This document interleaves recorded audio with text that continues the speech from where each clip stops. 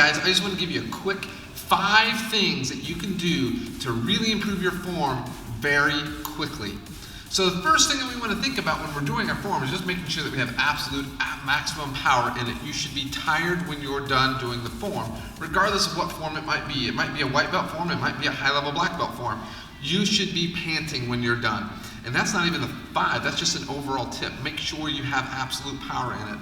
So tip number 1 is your stances. Make sure that when you're doing your stances, you're locking your stances out everywhere you go. So right here, this is the front stance. Looks decent, but if you notice, the back of my leg's a little bent. If I lock my leg out and really pay attention to my stance, it looks different than if I think about having it just somewhat locked out and just continuing to do it. So lock that leg out, engage both legs the whole way through.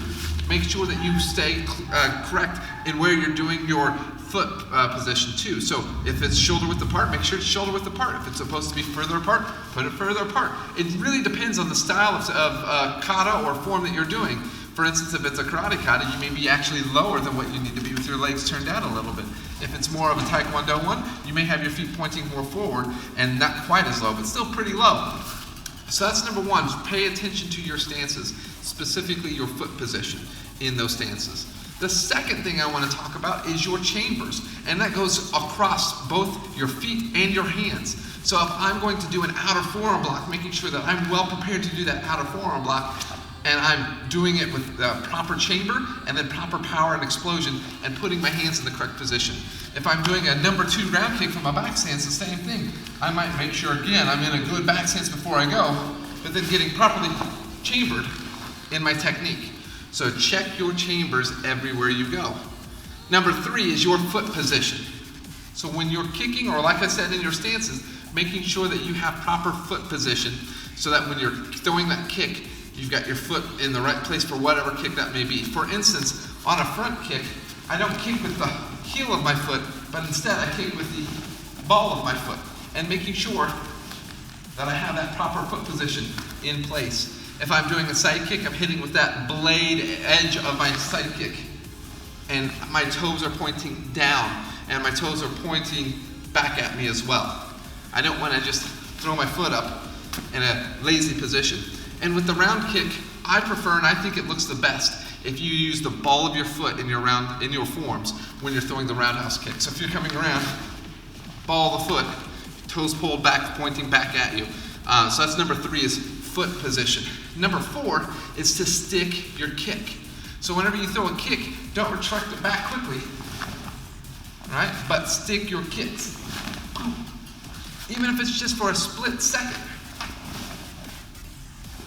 Okay, making sure that you have a small stick in there, whether it's a round kick, a front kick, side kick, whatever it may be, stick the kick for a fraction of a second. Don't pop it back. Now granted, some karate katas do want to see that pull back, that rechamber. And when you do stick your kick, make sure you rechamber your kick all the way back as well. That was number 4. Number 5 is to use your head and look where you're going before you're supposed to move. If my first technique is an outer forearm block, I want to make sure that I step and I turn and look before I go. So I have proper position, chamber, and a good stance when I hit my first technique. So the first one again was stances, checking them, making sure everything's locked out that's supposed to be locked out, bent where it's supposed to be bent, and really focusing on how that looks. Number 2 was your chambers, making sure that you're properly chambered, properly in your ready position, regardless of whether it's your hands or your feet. Number 3 being your foot position, whether that's kicks or stances. If it's a kick, make sure it looks like the correct kick that you're supposed to be using and in the correct position as well.